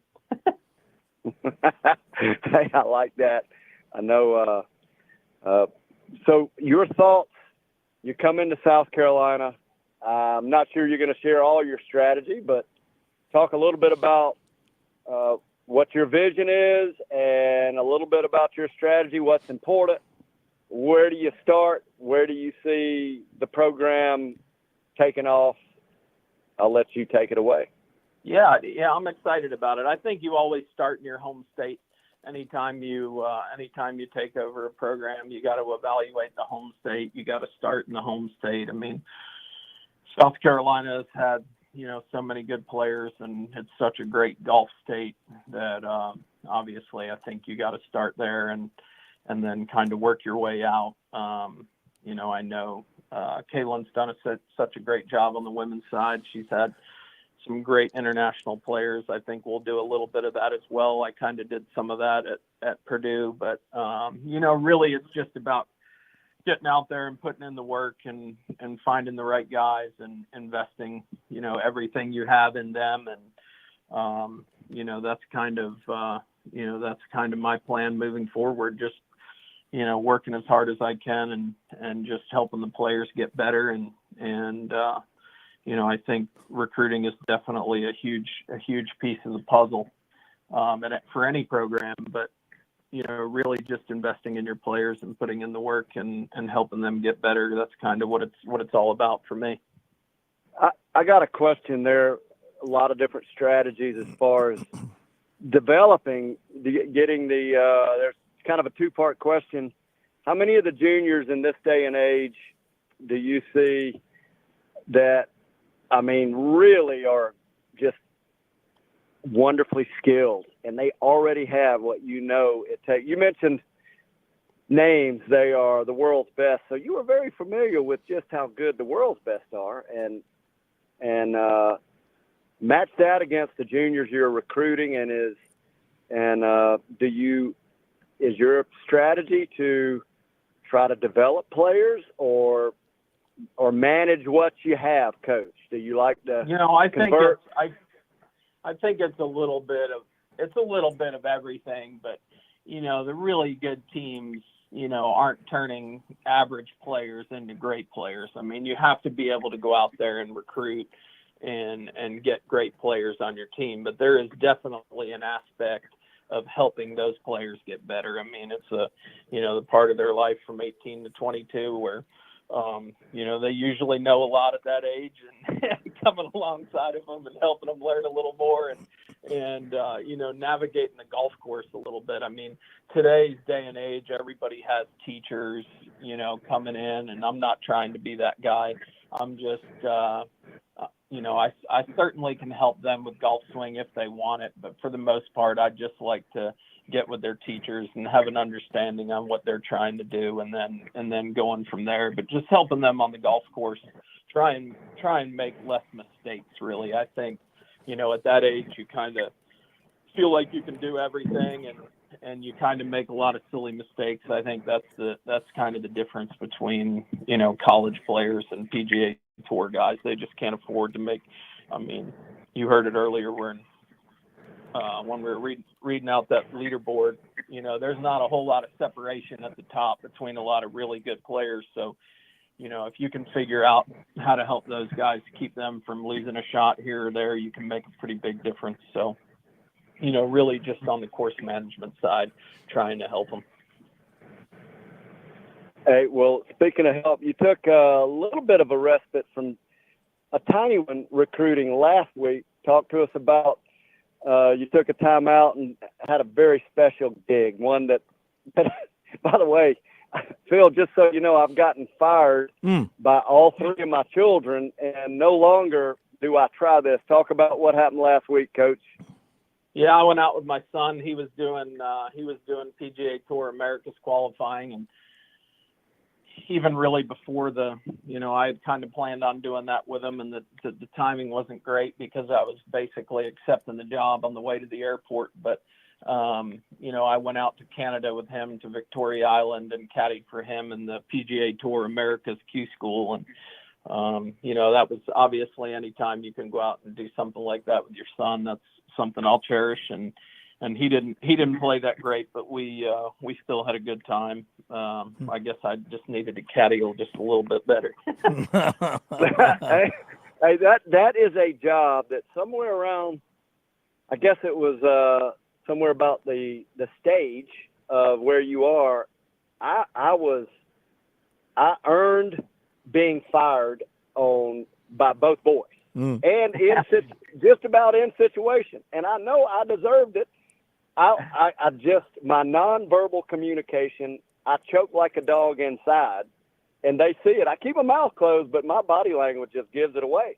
So I'm a choking daddy caddy when I'm caddying for my kids.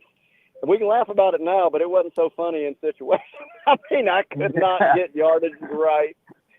I couldn't read for whatever reason. It was just overwhelming for me. And that's why I was lucky enough to coach him in college too. So I've been kind of around him a lot and around his game a lot. And so, I think I've gotten past the choking daddy part, but it's still always tough because you're pulling, even for my players though, I'm pulling so hard for them to play well, but it seems like sometimes when you're out there, with your son and it's his profession, you're just pulling really hard for him to do well and kind of make it to that next level. So it was tough to see him miss by 3. So. Well, the landscape of college golf has turned, and your national championship at Alabama, where you were part of, it was match play during that era. And what are your thoughts on that? Phil and I have discussed it. We talked to numerous coaches, and I'd like to know your ideas because it's stroke play. I mean, most everything is measured on stroke play. Now now we got a lot of the conferences deciding their championship in match play, and now obviously the national championship. What are your thoughts? What is your take, your strategy as it pertains to that format? I really think that if you look at it, it's been great for the sport.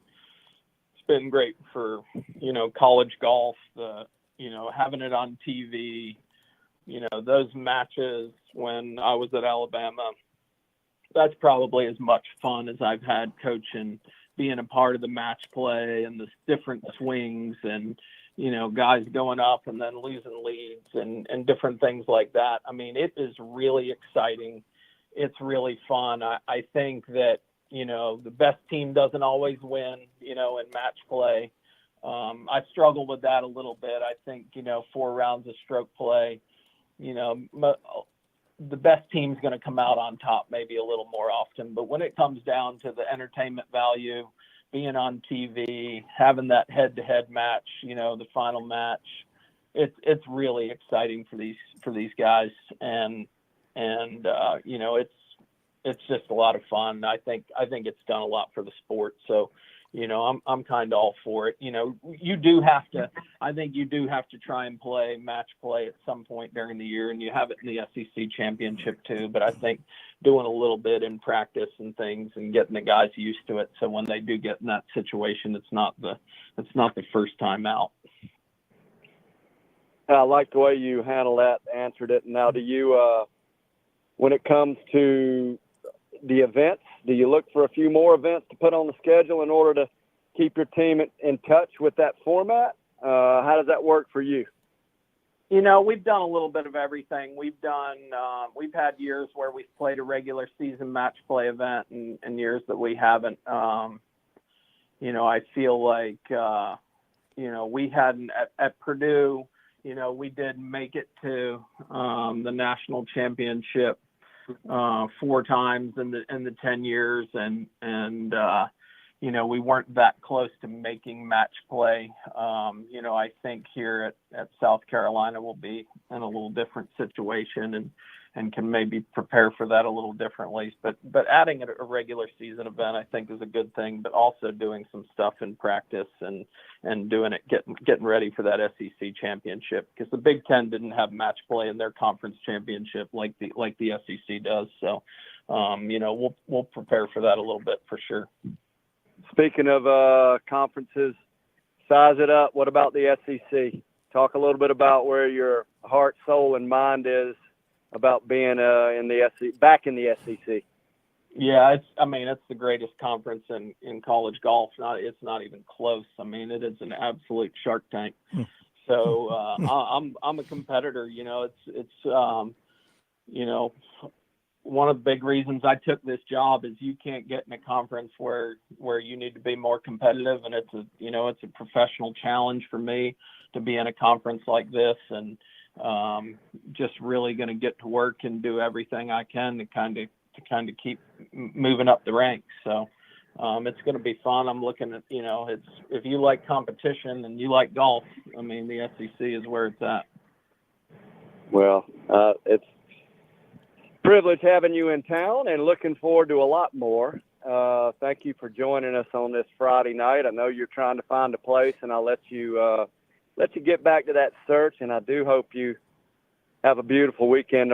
Phil, I'm gonna let him get back to it. Did you have anything you wanted to tighten up with? No, just a great conversation. Welcome to South Carolina, Coach. Looking forward to following your career with the Gamecocks and having you back on here with us on a regular basis. We love talking golf here on Sports Talk, and nobody does it better than George. So thank you.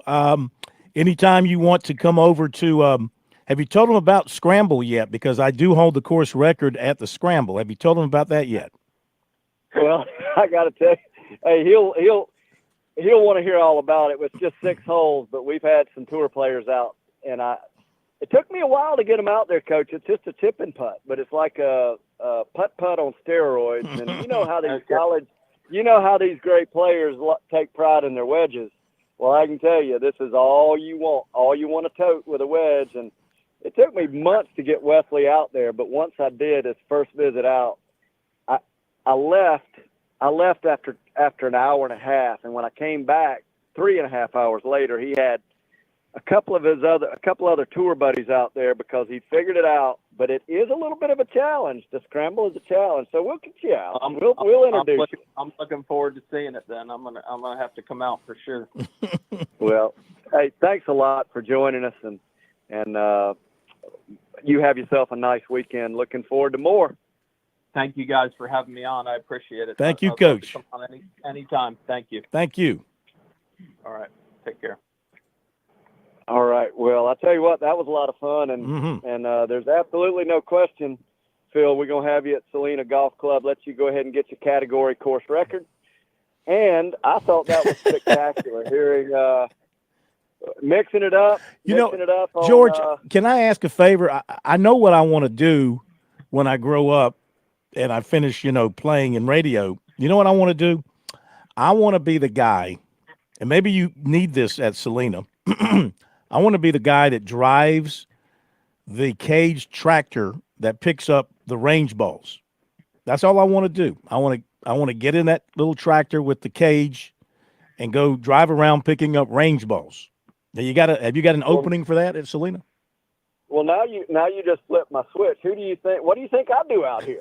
What do you think I came to this place for, Phil? Are you kidding me? I mean, seriously, that's a job I've always wanted. Well, why do you think they hired me? Why do you think George Wesley and Greg brought me out? That's my job, man. My job. Mine. So you're not giving it up. You're not giving it up. Well, hey, no. We'll have a little qualifier. We'll have a qualifier.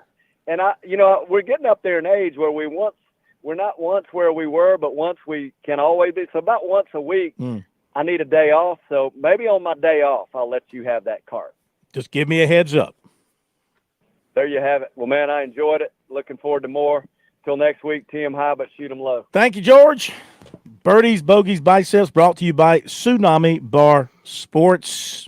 And Chris Bergen, you could certainly drive the range golf cart to pick 'em up machine. I call dibs. Oh, absolutely. I was just wondering how much that George would charge. How much would he pay you an hour for that? Do you aim at I'll the pay guy him to when I'm on the practice tee? Like if I'm at a driving range and the guy's out there picking up the balls, I mean, I'm aiming at him. Do you ever aim at him? Well, no, because I won't hit a moving target. It's hard enough to hit a golf ball straight as it is. Try and hit a moving target's nearly impossible. You have a great weekend, my friend. Thank you, guys. You do the same. Josh, you do the same. Everybody out there, thank you for listening. Have a great weekend. See you Monday here on Sports Talk.